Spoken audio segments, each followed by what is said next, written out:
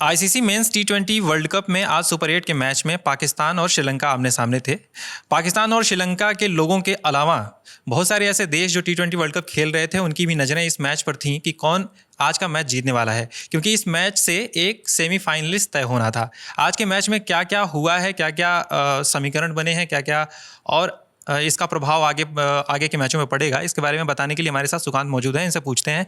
सबसे पहले ये बताइए कि आज के मैच में क्या क्या हुआ। देखिए, सबसे पहले तो मैच की अगर बात करूं तो ये मुकाबला बहुत अहम था, क्योंकि जैसा आपने बताया कि सेमीफाइनलिस्ट इससे तय होना था।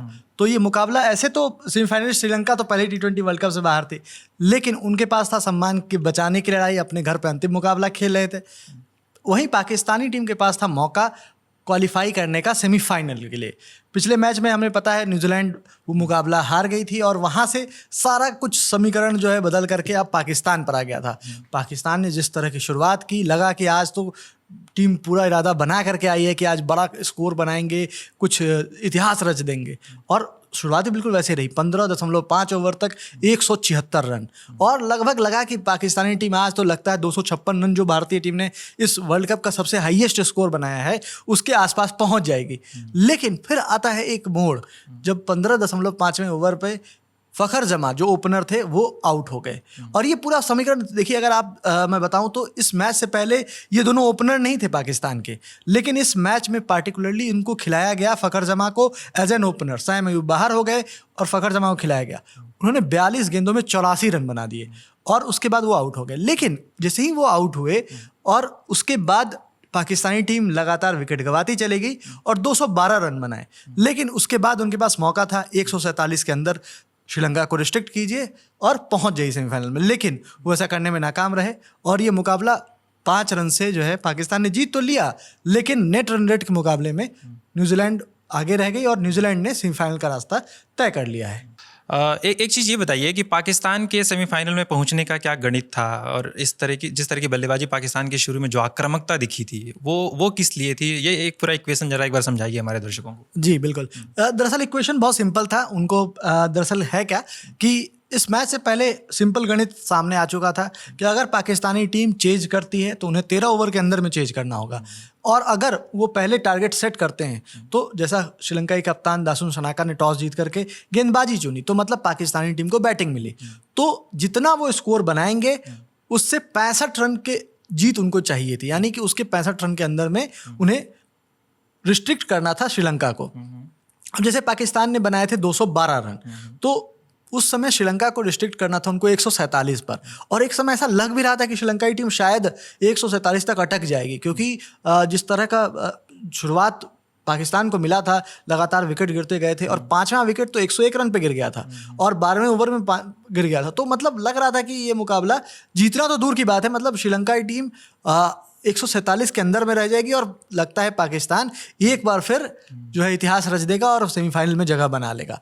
लेकिन फिर कुछ ऐसा हुआ कि पूरा समीकरण बदल गया और 147 रन से ज़्यादा बन गए, और उसके बाद जैसे ही 147 वाला आंकड़ा पार हुआ, कंधे गिर गए पाकिस्तानी टीम के और मनोबल बढ़ गया श्रीलंका का। और फिर श्रीलंका ने जो काम किया उसके बाद वो तो हमें पता है, क्योंकि 5 रन से ही जीत आपको बताने के लिए काफ़ी है कि फिर श्रीलंका की टीम ने क्या किया है। लेकिन इसमें पाकिस्तान का देखें, 15 ओवर तक पाकिस्तान की जो परफॉर्मेंस थी, 15 ओवर तक कोई विकेट नहीं गिरे हैं। उसके बाद जो कुछ हुआ, फिर उसके बाद श्रीलंका की भी हालत बहुत ठीक नहीं थी 15 ओवर तक। फिर ऐसा क्या हुआ कि इतना क्लोज मैच हो गया, ये 5 रन से केवल जीत मिली है पाकिस्तान को। बिल्कुल, इसका श्रेय जाता है जो श्रीलंकाई कप्तान है दासुन सनाका को, और उनसे पहले पवन रत्नायक, उन्होंने 57 रन बनाए। और पवन रत्नायक जैसे आउट हुए उस समय लगभग ऐसी स्थिति बन गई थी कि श्रीलंकाई टीम लग रहा था कि हाँ इस मुकाबले में ऑलमोस्ट बाहर है। लेकिन फिर दासुन सनाका आए और उन्होंने 31 गेंदों में 76 रन ठोक दिए। और आपको मैं बता दूं, अंतिम ओवर में श्रीलंका को जीत के लिए चाहिए था 28 रन और गेंद मिली शाहीन शाह अफरीदी को, और शाहीन शाह अफरीदी ने इसके बाद पहली गेंद फेंकी, चौका चला गया। उसके बाद लगातार 3 गेंदें, मतलब ऐसी थी कि मतलब हाँ ठीक है कि हम इसमें तो बच ही जाएंगे, लेकिन सनाका भी मन बना करके आए थे, लगातार 3 छक्के जड़ दिए। एक जो है उन्होंने कवर्स की दिशा में लगाया छक्का, एक जो है उन्होंने पॉइंट की दिशा में लगाया, और मतलब उन्होंने छक्के ऐसे लगाए जो कि फुल फ्लैश शॉट थे, और एक जो है काउ कॉर्नर पे भी उन्होंने एक छक्का लगाया, और मतलब ऐसा दिख रहा था कि जैसे डोमिनेट करने आए हों और एक समय तो मुकाबला 2 गेंद पे 6 रन का रह गया था। लेकिन मुझे लगता है एक थोड़ा सा अंपायरिंग डिसीजन पे भी, क्योंकि मुझे लगता है इस पे जो दर्शक होंगे वो भी सहमत होंगे कि एक अंपायरिंग डिसीजन मुझे लगता है वो गलत रहा, क्योंकि बॉल ऑलमोस्ट वाइड थी और अगर वो बॉल वाइड करार दी गई होती तो ये मुकाबला सुपर ओवर में पहुंचने की संभावना बन गई थी, क्योंकि एक चौका और सुपर ओवर में ये मुकाबला पहुंच जाता और भी रोमांचक ही मुकाबला हो जाता। हालांकि अंपायर ने वाइड नहीं दिया और ये मुकाबला 5 रन से पाकिस्तान की टीम ने जीत लिया। जी, एक चीज़ और, एक सवाल और कि न्यूजीलैंड इस समय क्या सोच रहा है? न्यूजीलैंड तो ये सोच रहा है, क्योंकि न्यूजीलैंड जो देखिए उनके हाथ में कुछ था नहीं, कल उन्होंने मौका गंवा दिया था, तो उनके पास बस ये था कि श्रीलंका जो है किसी तरह से पाकिस्तान को जो वो चाहते हैं कि 65 रनों से जीत दर्ज कर लें या 13 ओवर में चेज कर लें, उससे रोक लें। और न्यूजीलैंड की मदद कर दी है श्रीलंकाई टीम ने। और आपको मैं बता दूं, जो अब न्यूजीलैंड है, न्यूजीलैंड की टीम जाएगी ईडन गार्डन्स कोलकाता, जहां पे उनका मुकाबला होगा साउथ अफ्रीका से। पहले भी ये दोनों टीमें भिड़ चुकी हैं और पिछली बार जब ये दोनों टीमें अहमदाबाद में भिड़ी थी तो साउथ अफ्रीका ने बहुत आसानी से चेज कर लिया था टारगेट को और एडन मार्करम उस मैच के हीरो रहे थे। और अब देखने लायक होगा, क्योंकि अब समीकरण बदल गया है, ये एक नॉकआउट मुकाबला है।